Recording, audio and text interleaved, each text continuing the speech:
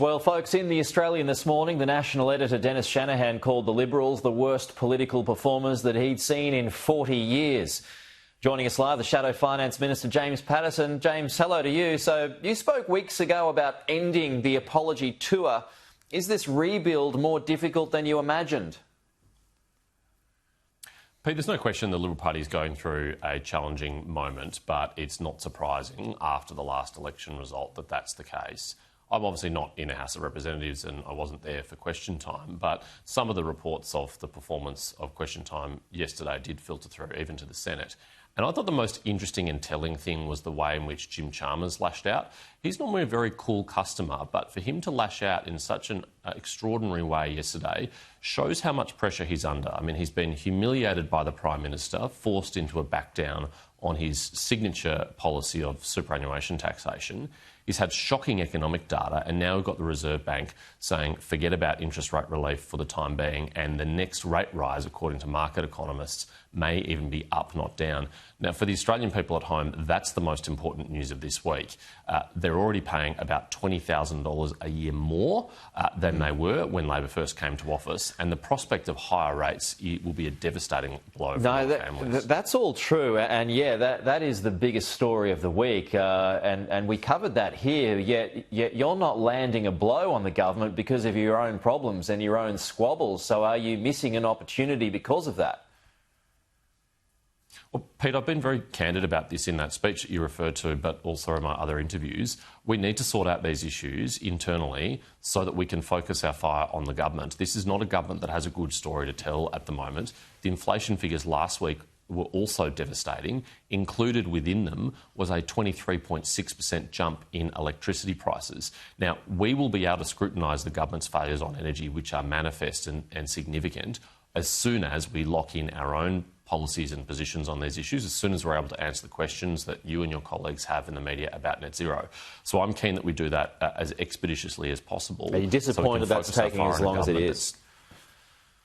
Well, of course we would have liked this to be resolved in as timely a way as possible, because I don't want a bad government to get away with no scrutiny. This is not a government that will stand up well to scrutiny. This is a government that will struggle under scrutiny once we're able to apply it in a consistent and focused and disciplined way. And I think we can, and I'm confident we will.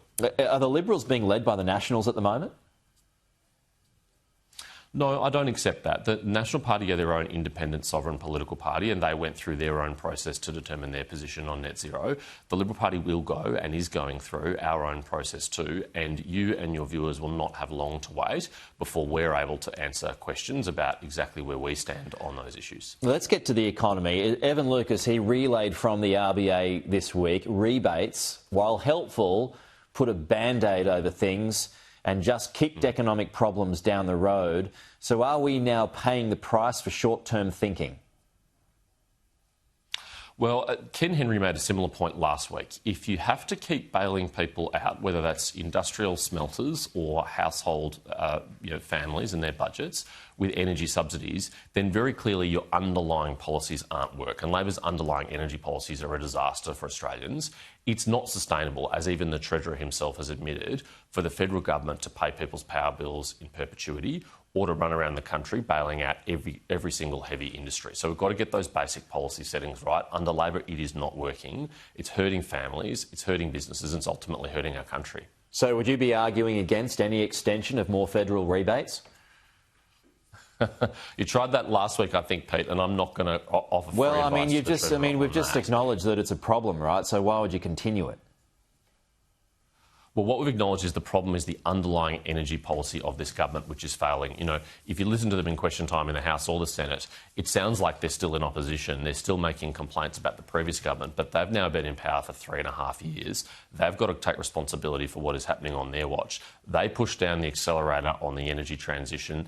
They're the ones who set the unrealistic renewables target of 82% by 2030, which no one thinks we're going to reach. They are the authors of the policy disasters that we're seeing right now that's hurting our country. But on the subject of rebates, I mean, it just gets to that question of putting more and more money into the system, and it's leading to more problems long term. I mean, is that something that's going to have to stop, or because of these bigger problems, you're going to have to keep spending more money in terms of rebates?